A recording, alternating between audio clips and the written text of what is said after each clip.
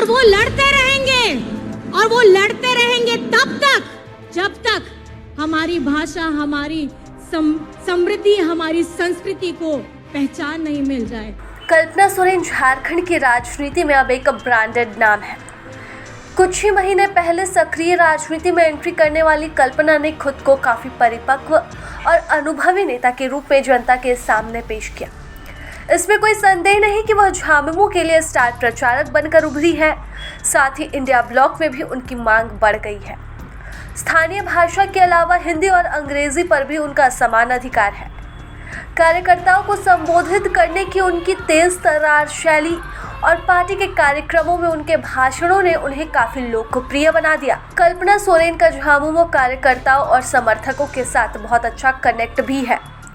वह जिस सकारात्मक भाव भंगिमा के साथ खुद को व्यक्त करती है, उससे बड़ी भीड़ उनकी ओर खींचे चले आती है।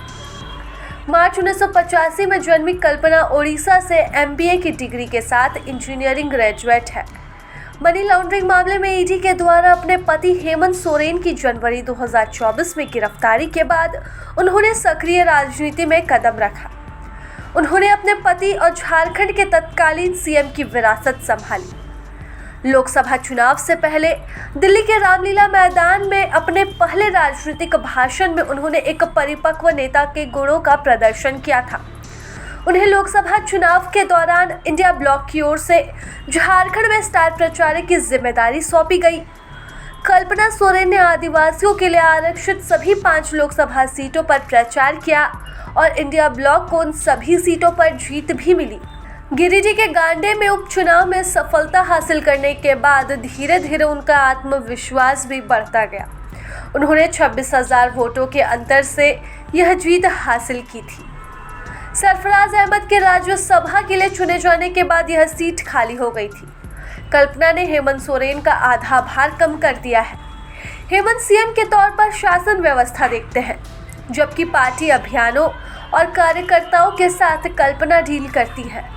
विधानसभा चुनाव से पहले उन्होंने झारखंड के सभी 5 संभागों में बड़े पैमाने पर यात्रा की, चाहे बीजेपी का गढ़ हो या फिर कोल्हान टाइगर के नाम से मशहूर चंपाई सोरेन का इलाका।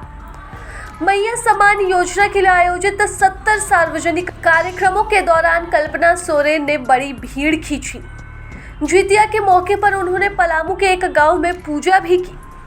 अगर कोई राजनेता जनता और कार्यकर्ताओं के प्रति अपनेपन का भावना व्यक्त करने में सफल रहता है तो उसका कनेक्ट उतना ही जोरदार होता है। कल्पना सोरेन ने अब इसमें महारत हासिल कर ली है। महिलाएं और युवतियां उनके साथ काफी सहज नजर आती हैं। कल्पना सोरेन 16 अक्टूबर से करीब 70 जनसभाओं को अब तक संबोधित करेंगी। राजनीतिक विशेषज्ञ ऐसा मानते हैं कि वह झामुमो और इंडिया ब्लॉक के लिए झारखंड में गेम चेंजर साबित हो सकती हैं, क्योंकि महिलाओं के साथ उनका कनेक्ट बहुत शानदार है। इस विधानसभा चुनाव में महिलाएं निर्णायक होने जा रही हैं। कम से कम 10 आदिवासी सीटों पर उनकी उपस्थिति पुरुषों की तुलना में काफी अधिक है।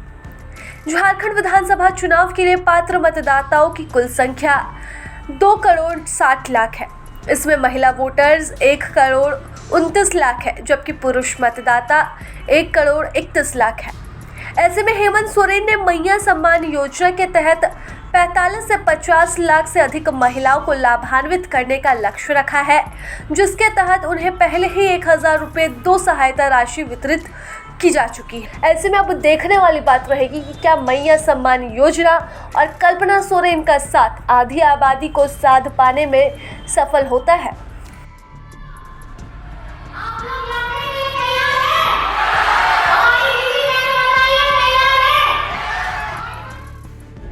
प्रभातखबर.com, विश्वास वही, रफ्तार नहीं।